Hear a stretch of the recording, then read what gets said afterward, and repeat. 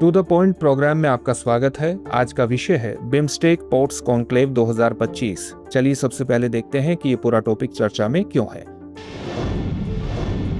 हाल ही में केंद्रीय मंत्री सर्बानंद सोनोवाल ने विशाखापत्तनम में द्वितीय बिम्स्टेक पोर्ट्स कॉन्क्लेव का उद्घाटन किया है। यह कार्यक्रम बंगाल की खाड़ी में क्षेत्रीय समुद्री संपर्क, बंदरगाह सहयोग और सतत विकास को सुदृढ़ करने का उद्देश्य रखता है। चलिए अब जानते हैं कॉन्क्लेव के प्रमुख फोकस क्षेत्रों के बारे में। पोर्ट आधारित औद्योगिक क्लस्टर। कॉन्क्लेव का उद्देश्य पोर्ट आधारित औद्योगिकीकरण को बढ़ावा देना, पब्लिक प्राइवेट पार्टनरशिप को सशक्त करना और समुद्री कार्यबल की दक्षता को बढ़ाना है। क्रूज पर्यटन और तटीय आर्थिक क्षेत्र। बिम्स्टेक की जनसांख्यिकीय और आर्थिक क्षमता का लाभ उठाने हेतु क्रूज पर्यटन और तटीय आर्थिक क्षेत्रों के विकास पर बल दिया गया है। सतत समुद्री परिवहन। पवई मुंबई में बिम्स्टेक सतत समुद्री परिवहन केंद्र की स्थापना AMTC समझौते को लागू करने हेतु की गई है, जिससे समुद्री नीतियों में हरित और डिजिटल परिवर्तन को बढ़ावा मिलेगा।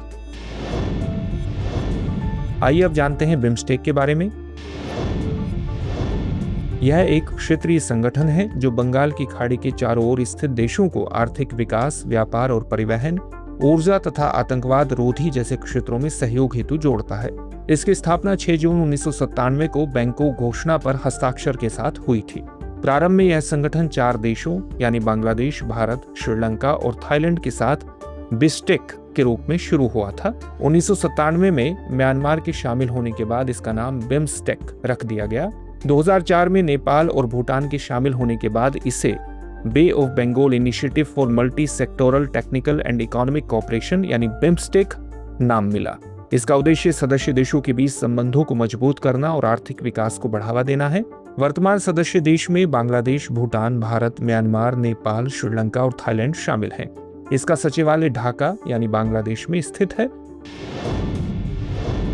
आइए अब जानते हैं बिम्स्टेक का भारत के लिए क्या महत्व है इस बारे में। भारत बिम्स्टेक को अपनी विदेश नीति के 3 प्रमुख स्तंभों पड़ोसी प्रथम, एक्ट ईस्ट नीति और सागर दृष्टिकोण को प्राथमिकता देने के एक स्वाभाविक मंच के रूप में देखता है। चीन के बेल्ट एंड रोड इनिशिएटिव के विस्तार के कारण बंगाल की खाड़ी के देशों में उसकी बढ़ती उपस्थिति का मुकाबला करने हेतु बिम्स्टेक भारत के लिए एक रणनीतिक विकल्प है। सार्क के भारत पाकिस्तान मतभेदों के चलते निष्क्रिय हो जाने के कारण बिम्स्टेक भारत को अपने पड़ोसी देशों से जुड़ने का एक नया मंच प्रदान करता है। आइए अब देखते हैं आज के अभ्यास प्रश्न को। बिम्स्टेक के संदर्भ में निम्नलिखित कथनों पर विचार कीजिए। पहला कथन है, इसकी स्थापना 1997 में बैंकॉक घोषणा पर हस्ताक्षर के साथ हुई थी।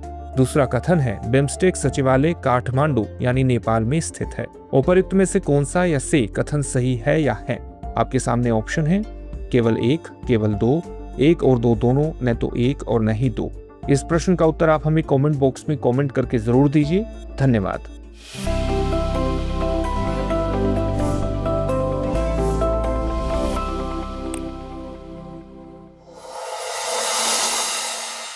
डियर व्यूअर्स, अपने एग्जाम की तैयारी को और बेहतर करने के लिए हमारे चैनल को लाइक, शेयर और सब्सक्राइब करना न भूलें।